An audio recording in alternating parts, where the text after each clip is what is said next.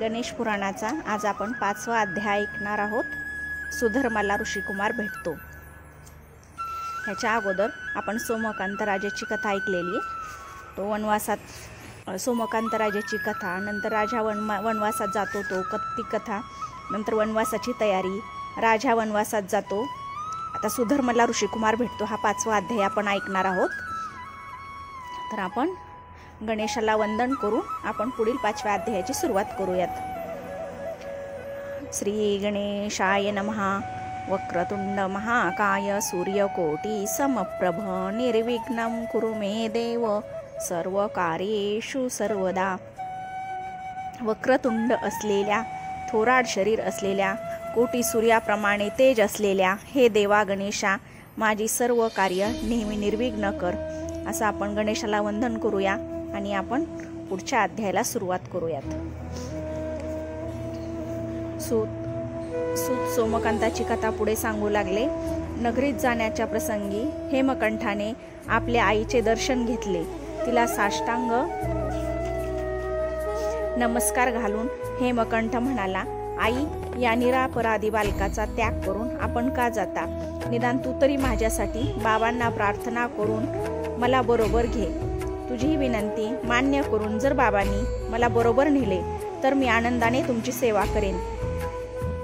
तुमची सेवा करताना मला जे सुख समाधान होईल ते प्रत्यक्ष राजाच्या सिंहासनावर बसूनही होणार नाही। मुलाची ही कळवळीची विनंती ऐकून सुधर्मा म्हणाली, हेमकंठा, तू निष्कारण आग्रह करू नकोस। महाराजांना कितीही दुःख व शोक होत असला तरी ते आपल्या निश्चय थोडाही बदलणार नाहीत।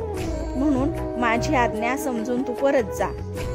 तुझा त्याग करताना मला काही सुख होत नाही, परंतु पतिसेवा हा पतिव्रता धर्म असल्यामुळे नाविलाजाने तुला टाकून अरण्यात मला जावे लागत आहे। मातेचे बोलणे ऐकून हेमकंठाने तिला वंदन केले आणि आपल्या सहकार्यासमवेत तो आपल्या नगरीत निघून आला। राजपुत्र पुन्हा राज्यात आल्याचे पाहून प्रजाही संतुष्ट झाली। त्यांच्या स्वागतासाठी प्रजेने नगरातील मार्ग सुगंधी जलाने सिंचन करून व गुड्या उभारून त्याचे स्वागत केले। नगरात प्रवेश केल्यानंतर हेमकंठाने आपल्या सेवकांना वस्त्रालंकार देऊन त्यांना निरोप दिला। तो राज्यकारभार पाहू लागला। धर्मार्थ काम मोक्ष या चारही पुरुषांचे साध्य दृष्टी समोर ठेवून हेमकंठाने स्वतःच्या मुलाप्रमाणे प्रजेचे पालन केले। वरील प्रमाणे कथा ऐकून ऋषींनी सुतांना प्रश्न विचारले, महाराज,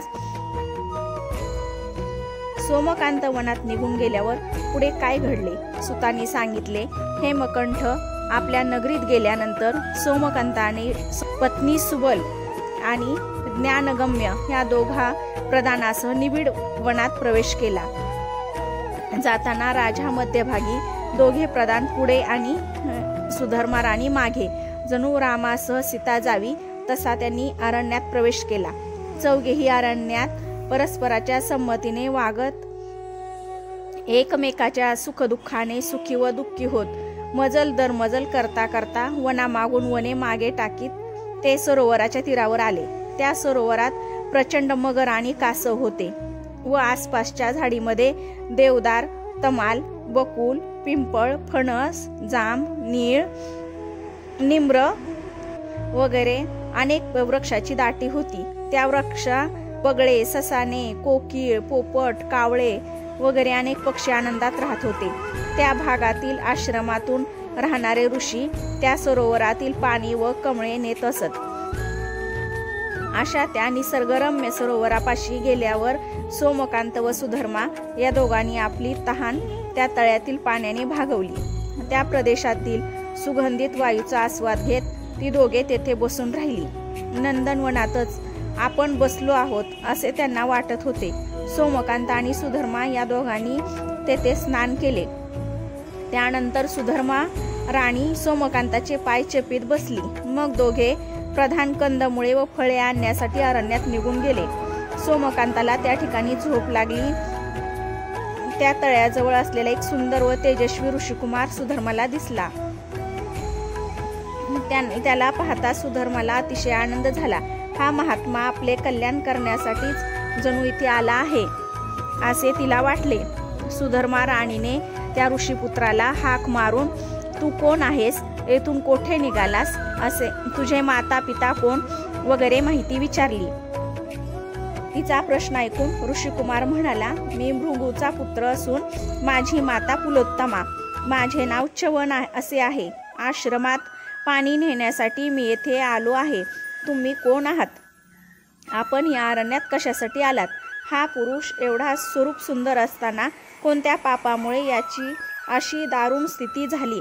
याच्या अंगाला भयंकर दुर्गंधी येत असतानाही तू याची सेवा करत आहेस. यावरून हा तुझा पती असावा असे वाटते. परंतु अशा पुरुषाबरोबर आईवडिलांनी तुझा विवाह कसा करून दिला? त्याला ब्राह्मणांनी संमती कशी दिली? तू स्वतः सुंदर असता याला माळ कशी घातलीस? आणि आता अशा घनघोर अरण्यात तुम्ही कशासाठी आलात?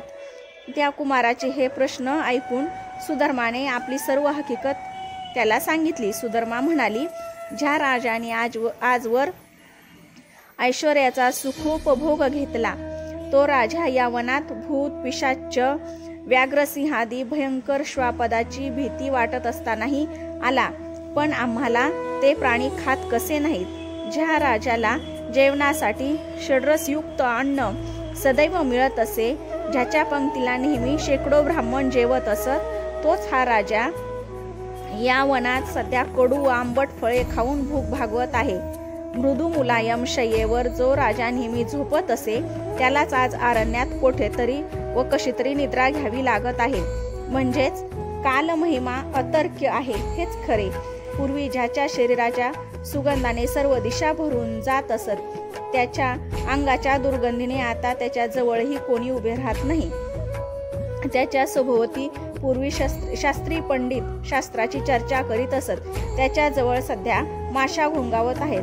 हे ऋषिकुमारा, हा भयंकर अरिष्टातून आमचा उद्धार कसा होईल हे मला काही समजत नाही.